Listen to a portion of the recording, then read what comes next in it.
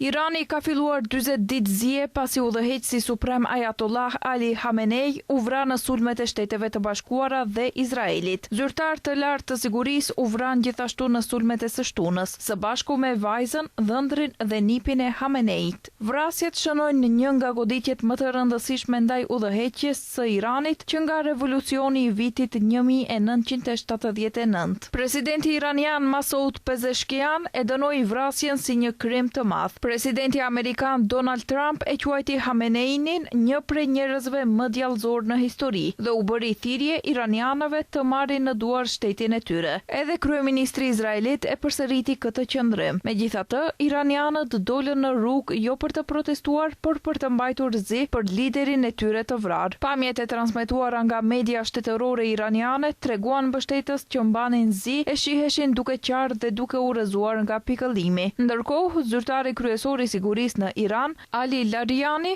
tregoi më parë se është duke u themeluar një këshill i përkohshëm i udhëheqjes së re. Alizera Arafi, figurë me rëndësi prej kohësh në udhëheqësinë klerike të Iranit, është emëruar në këshill si figurë e përkohshme zëvendësuese e Khameneit. Garda revolucionare iraniane është zotohet për hakmarrje, ndërsa ka kryer sulme ndaj 27 bazave që strehojnë trupa amerikan në lindjen e mesme, si dhe ndaj objekteve ushtarake izraelite në Tel Aviv. Shtetet e Bashkuara njoftuan se i nisën këto sulme ushtarake kundër Iranit, pasi arritën në përfundimin se Teherani po përgatitej të përdorte arsenalin e tij të raketave kundër forcave amerikane dhe aleatëve dhe nuk kishte ndërmend të pranonte kufizime domethënëse për programin e tij bërthamor.